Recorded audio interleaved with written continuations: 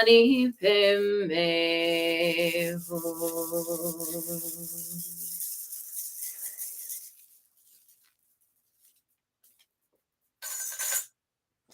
Let's give thanks for our teachers.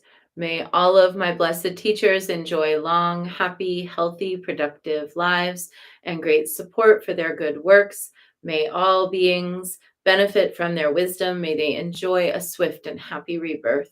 And long life prayer for Lama Dechin Yeshe Wangmo. Om Sosti. Through the powerful blessings of the immortal Pema Jungye and his consort, may the three secret qualities of the Dakini of Supreme Bliss, Yeshe Wangmo, be utterly stable, and may the light of her activities shine on the lotus groves of the teachings and of beings so that they blossom in radiant splendor. And let's dedicate the merit. May the merit of this practice and all of my activities be of endless benefit to all beings in all realms, beginningless and continuous. May all obstacles be overcome and suffering cease at the sound of liberation. May all beings be free from suffering and its causes. May all beings have happiness and its causes. May we carry the essence of Guanyin in our hearts. Namo Guanxi and Pusa. And we close with a bow to Guanyin, bow to one another, and a bow to the inner teacher. Thank you so much for being here today. Don't forget to drop your counts, and thank you for all your comments and support in last night's ritual. You can watch that on replay. And actually, I'm super grateful that my brother in Goddess, Christian, took the recording from Facebook and edited it so that the video sound quality was better, because I know it was a little bit hard to hear. My iPad, which I was using, didn't have the greatest microphone, but so now the sound quality will be better, and I'll probably put it on my YouTube channel in case you'd like to see it in the future. Otherwise, have a great weekend, everybody. Next week, we're pretty much off from this broadcast because I'm traveling. It'll be the 7th, 8th, the 6th, 7th, 8th, 9th, 10th, and then 11, 12, 13. So the 6th through the 13th, I will be away from the broadcast, and then I'll come back probably on the 14th. And it may be a little bit timey-wimey for a bit because I'm on the East Coast for the next 6 weeks. But you'll get to see me broadcast from the garden at my mom's house, and I'll do a little broadcast from Florida, and hopefully there'll be some fun scenery to see along the way when I get back to it. So have a great week. Take care, and I'll see you on the 14th. I'll be on social media before then, but doing this. Okay, bye.